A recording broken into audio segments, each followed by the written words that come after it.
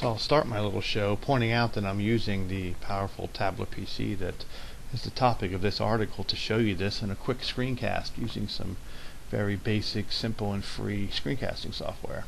Community clips from Microsoft. I just wanted to show you a few examples. I really think that these speak much better than any article I could write to what's going on with tablet PCs here at Country Day. So I'll point out that the ink is such a huge part of any screencast that any user here can do. But I wanted to show you some examples of what digital ink brings to the table. And here's just a few quick examples. I'll start right here with just a black background and drawing stars because some students were using the tablets at night, and they figured out that by using black paper, if you will, it cut down on the amount of light that was emitted so they could see the constellations they were supposed to draw better. Timelines are another great example of a tablet, and the reason I highlight this one is because of this information right here. Digital ink isn't the only advantage of digital. The paper, as it turns out, is digital as well. And in this example, the student needed more room. Instead of having to tape something, they just made the paper wider so they could continue on. Some obvious things. Math is very powerful on a tablet PC, so just wanted to showcase that a little bit. And here's, I think, speaks to the nature of the add-on functionality. This is actually just some data from some probes. We use veneer probes here. And the teacher or a student, I'm actually not sure which it is, wanted to highlight and make a point, and they did so with just a quick little snip and some quick ink and highlighting, which really speaks to the power of just doing stuff the way you want to do it. Organization and writing. OneNote is an essential tool here. We are doing some amazing things with shared OneNote notebooks. This is just an example of a student reading assignment that they marked up and made notes as they read. Again, I think a pretty powerful paradigm. There's some highlighting, there's some small notes in the margins, there's some stuff added to the map, and the point here is, since this is digital, the paper, the margins can be as wide as you'd like them to be. It's very simple to sort of do things the way you want to do them. Here's a great example of workflow of an English teacher getting the rough draft and sort of streamlining the whole process of the feedback loop. So this is a paper. It was turned in OneNote. All the ink here is teacher ink, so I assume that bad is red and good is green. You'll notice that there's a tentative grade at the bottom with the rubric, and the teacher just writes on this. It doesn't open a file and do this and save it and send it back. We have all this stuff synced in shared OneNote notebooks so that the teacher and the students can collaborate on the fly live without needing to do anything. It's pretty amazing and compelling, I think, and really speaks to preserving the class time and allowing teachers to compare and contrast and have debates and conversations because so much can be outsourced and so much time can be saved. I like this side just because Garrett, age 2 or 3, I guess, was just using his teacher's tablet, and they asked him what he was doing, and he answered, I did 2 colors, yellow, blue, and green. I get it, it's 3 colors, but here's the home run for me. I colored a picture with a marker. That's really what this is all about. That's really the point I want to make, that it is a freeing, not a restrictive thing. There really are no constraints. The picture here is a child finger painting, and lest you immediately say, oh, we want our young children to enjoy the tactile sense of finger painting, so do we. But what if some of the younger kids could, in a 5-minute session, have a choice of finger painting a little bit? Certainly the teachers aren't going to bring the paints out all the time, and this is a great option for us that the tablet with touch and stylus affords. I think these are some great pedagogical examples of digital ink in education, and I hope that they don't really look like technology integration to you. And this, I know, is based on some primary source research that a class was doing. This is my favorite, or one of my favorites, the infamous 2-point perspective, where with digital ink, when you slap a ruler or a straight edge on the tablet, you can take more chances because you can't make a mistake that you can't undo, or Control Z that you can't recover from. I really think prototyping is much better with digital ink. This is some notes right here.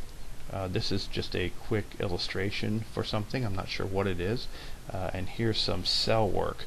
Again, not really easily done on a regular laptop or something without an active digitizer. And I wanted to make sure that I showed you what an artist can do with a tablet PC and a Wacom active digitizer in their hands. I certainly am not capable of this, but graphic designers and artists today want a Wacom active digitizer. That's how they function, and everyone here has that, and some really cool things can happen. Again, we are very focused on the fine arts here at Country Day, and what a great and powerful way to dissect some art.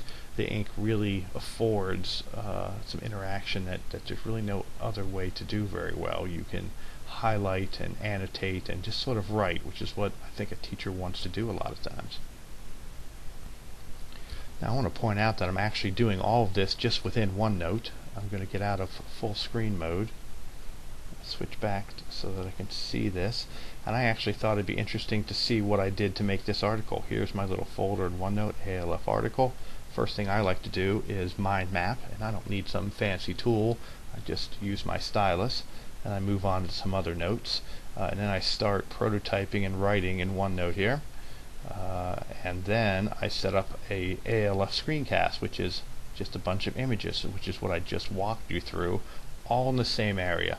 If I want to, on the fly, I can give you a screencast in algebra, teaching you how to solve equations. And the cool thing is that it's just part of the machine. You can talk and write without any extra stuff, and if you want to, you can just keep talking and talking and talking.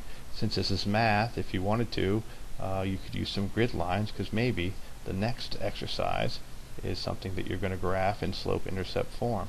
So I'm screencasting. All the kids have this functionality. You can make it so that multiple people can work in the same space, but this really, I hope, is just a quick, simple little introduction to what's possible when you have a stylus and active digitizer and digital ink comes into the equation.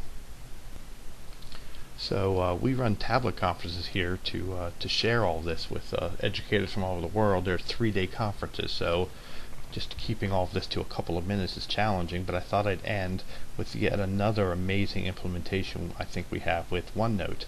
We have shared notebooks set up, and here's a sample, shared math over here on the left. Each teacher has everything that every student does syncing and available on the fly for the whole school year, and it's really a compelling thing. I just wanted to sort of show you what I'm talking about here. This is a student's problem of the week, and again, I hope you can see that the teacher has come in and marked this up and offered some solutions, along with the student being able to show the process using different colors and highlighting, all on her computer. Let me go down through one or two more of these. Just again, I hope you see the benefit, the power of being of digital ink. And again, I can't emphasize enough the importance that this can be in more than one place at one time. A teacher has all this available without anybody doing anything. There's no file structure. A student just does their homework where they're supposed to do it, and that syncs automatically to the teacher's computer on the fly, 24/7, as long as you're connected to the internet. Another really interesting thing, not inky, but you'll notice that every one of these problem of the weeks has a little file in here. Well, it's built into OneNote that you just click a button and start talking, and this teacher happens to require their students to offer a solution to show their process of how they solve the problem, and they can just do that simply by talking to the machine, and this file syncs automatically with the teacher's machine, and they have one more form of assessment that's so easy and intuitive that people are using it a lot more. I mentioned briefly Windows 8. I'm going to switch to just using touch on my device, and I am actually running Windows 8 on this machine. So I'll bring up my start menu, my Metro apps, and I've got a beautiful slick interface here to run some smaller apps. Again, imagine that I'm able to remove my screen. I'm sitting on my couch, if you will, right? And I can do all kinds of things that I'd want to do on that device, that modality, and maybe that's checking out the most recent news. in the USA Today app with touch. Maybe I want to go through quickly all of the different articles decide that I want to add. Or I can get back to the front page and just sort of read the paper. Again, this is all touch enabled. I can switch through. I start again with removed. I think that this becomes an amazing e-reader. Again, the same device that you can read a book on at your leisure and enjoy that. Again, I think this is enhanced by the hybrid that's coming here in the fall.